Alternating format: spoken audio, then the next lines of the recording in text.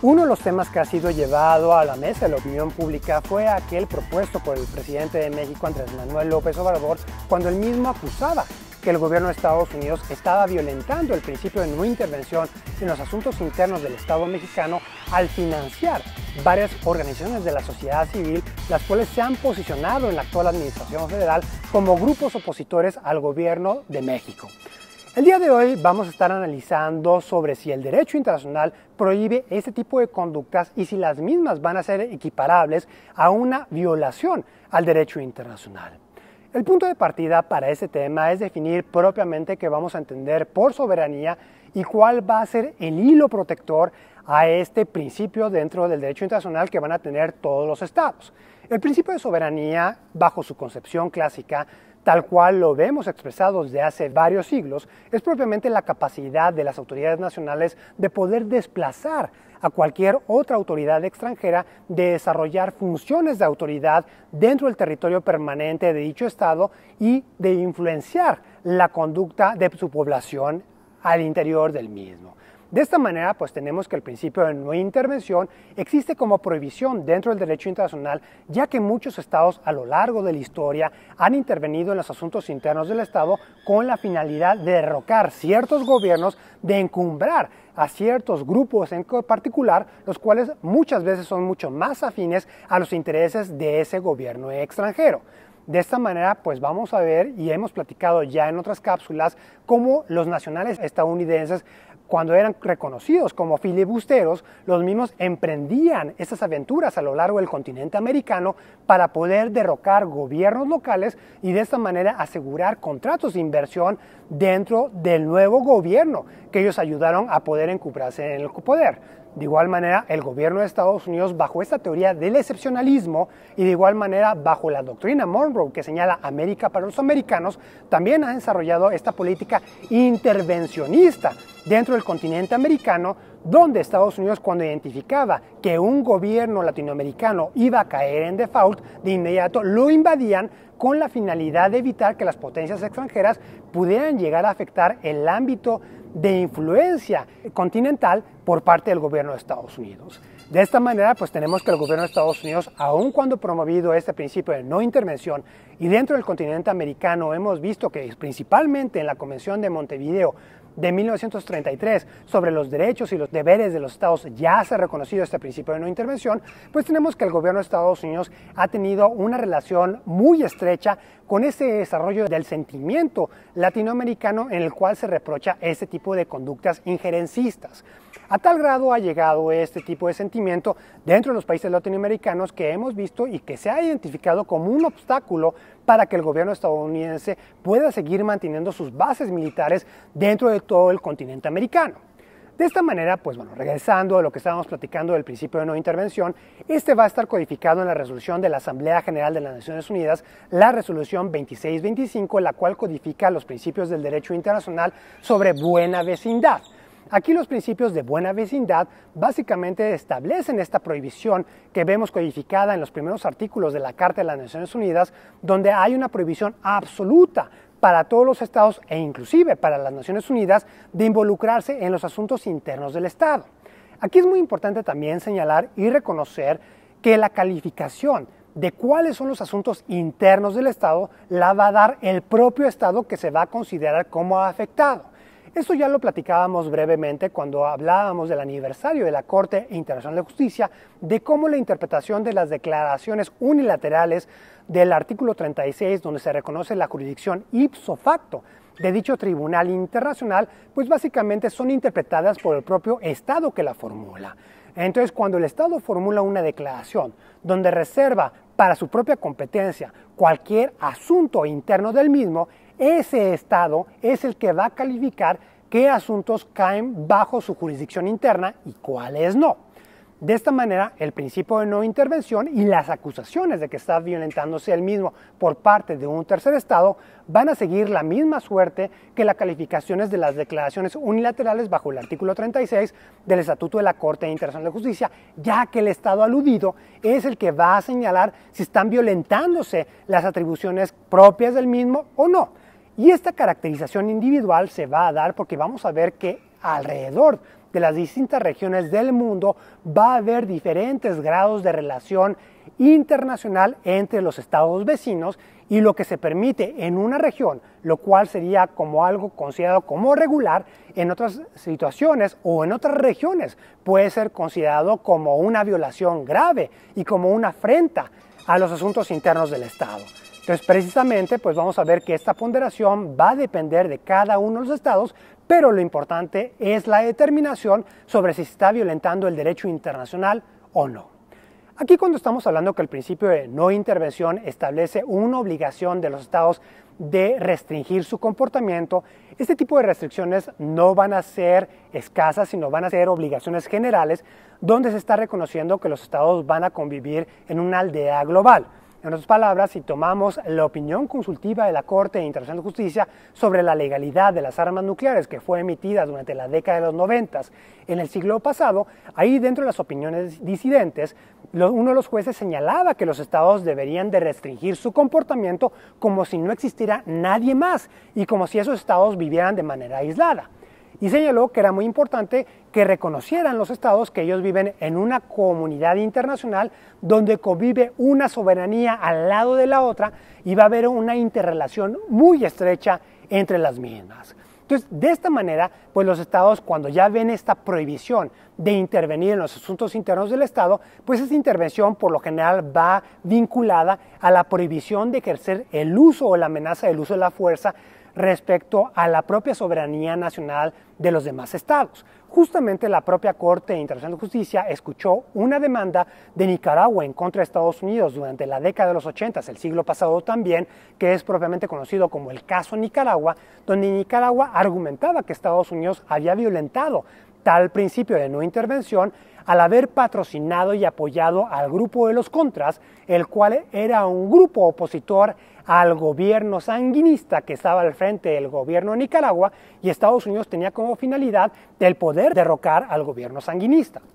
Aquí en la demanda que la Corte Internacional de Justicia escuchó, básicamente se vertieron argumentos de que Estados Unidos estaba patrocinando, estaba financiando, estaba otorgando el adiestramiento, estaba otorgándole armas, estaba otorgándole inteligencia al grupo de los Contras, y aún con todos esos factores, la propia Corte Internacional de Justicia llegó a la conclusión que la conducta de los Contras no podía ser atribuible al gobierno de los Estados Unidos. En otras palabras, no se podía hablar de una intervención directa por parte de Estados Unidos, ya que no había una vinculación genuina entre el grupo de estos individuos particulares con el gobierno de Estados Unidos, a pesar de todo este apoyo que acabamos de mencionar. De esta manera tenemos que surge el criterio y el examen del control efectivo, en el cual si el Estado extranjero no mantiene un control directo y no se vuelve una extensión estos grupos de particulares del comportamiento del Estado, pues vamos a tener que el Estado no puede ser atribuible la conducta de esos particulares al mismo.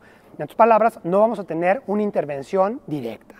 Sin embargo, aun cuando no hubo una intervención directa, vamos a ver que hay escenarios donde sí puede darse una intervención indirecta, que aquí ya no vamos a hablar de intervención per se, sino de injerencia. La injerencia es justamente cuando se busca afectar a aquellas características políticas, económicas, sociales propias de un Estado, esto con la finalidad de desestabilizar al propio gobierno, en la cual ya vamos a ver que los Estados no están actuando de forma directa a través de sus ejércitos, sino de forma indirecta para que no haya una atribución al propio Estado extranjero. Y justamente aquí es donde vale la pena el analizar si el gobierno de Estados Unidos puede ser acusado de violentar el principio de no intervención en los asuntos internos del Estado, puede ser acusado de una injerencia simplemente por el patrocinio que ciertas organizaciones de la sociedad civil van a recibir a través del financiamiento que la Agencia de Cooperación Internacional de los Estados Unidos, USAID, va a realizar en distintos territorios a nivel mundial. Aquí es muy interesante ver que este tipo de patrocinios, al igual como cualquier otro tipo de herramienta de la diplomacia, siempre va a tener una finalidad que es el ir avanzando la propia agenda política nacional del Estado que la está emprendiendo. Cuando vemos que en la actual pandemia del COVID-19 el gobierno de China realizó esta diplomacia de mascarillas, donde estaba regalando insumos médicos y estaba otorgando créditos a ciertos países para que pudieran adquirir la vacuna, pues eso tiene como finalidad el mejorar su imagen en el resto de estos países y el generar escenarios que sean mucho más favorables a sus inversionistas. De igual manera, cuando la administración actual de Joe Biden está regalando lo que se llaman vacunas al resto del mundo, va a tener la misma finalidad, así como lo hizo el gobierno de la India antes de tener esta oleada masiva de casos dentro de su territorio. De igual manera, cuando el gobierno de México realiza este desarrollo y la ampliación del programa Sembrando Vidas o Jóvenes Construyendo el Futuro en Centroamérica, vamos a ver que es una situación gana-gana donde el Estado mexicano está mejorando, está afianzando su zona de influencia geográfica en Centroamérica y de igual manera está coadyuvando a las sociedades de dichos países. Justamente ese mismo escenario lo vamos a ver replicado con esta agencia de cooperación internacional por parte de los Estados Unidos. Sin embargo, la característica sui generis que estamos viendo en este momento es que ciertos sectores de la oposición mexicana están recibiendo este tipo de financiamiento. Entonces, aquí la pregunta va a ser, ¿existe una prohibición sobre el derecho internacional de realizar este tipo de financiamiento, inclusive cuando sean a grupos opositores? Y la respuesta va a ser no, siempre y cuando no se esté financiando grupos beligerantes, grupos armados, grupos terroristas, los cuales busquen derrocar a un gobierno en particular. Justamente, si bien es cierto, son grupos opositores y esto puede no parecerle a un gobierno en particular, vamos a ver que esto no es una violación al derecho internacional, sino justamente es propiamente el patrocinio y la injerencia que estamos viendo actualmente de ciertos gobiernos en la protección de los derechos humanos o inclusive de la democracia a nivel internacional. Entonces, difícilmente el gobierno de México podría acusar ese tipo de comportamiento, especialmente cuando vemos que a nivel mundial son pocos los estados que establecen restricciones para que los estados extranjeros puedan otorgarle financiamientos a sus ONGs nacionales o a las organizaciones de la sociedad civil. Si hacemos un análisis pormenorizado, solamente vamos a encontrar que lo que sería Rusia, Venezuela y Egipto son aquellos estados que establecen esta prohibición absoluta para estas organizaciones civiles nacionales de recibir este tipo de apoyos por parte de gobiernos extranjeros. Y justamente este tipo de gobiernos se van a caracterizar por ser gobiernos totalitarios donde los mismos han sido acusados una y mil veces de violentar los derechos humanos de su propia población. De esta manera, también tomando y echándole un vistazo a la legislación interna dentro del sistema jurídico nacional mexicano, vamos a ver que no existe ninguna restricción por parte del derecho positivo mexicano para las ONGs de recibir financiamiento por parte de gobiernos extranjeros, sino la única obligación que va a surgir en caso de que estos quieran acceder a financiamiento del gobierno federal es de reportar este financiamiento o donaciones de donantes extranjeros. De igual manera, siguiendo las recomendaciones y la normativa del Consejo de Seguridad de las Naciones Unidas, en la cual se busca abatir el financiamiento de grupos terroristas en el extranjero, también estas ONGs y grupos de la sociedad civil van a tener la obligación de transparentar los ingresos que tengan para evitar que estos mismos sean financiados por parte de grupos terroristas y que se haga lavado de dinero por parte de estos grupos que están cometiendo crímenes internacionales. De esta manera, pues vamos a ver que en la injerencia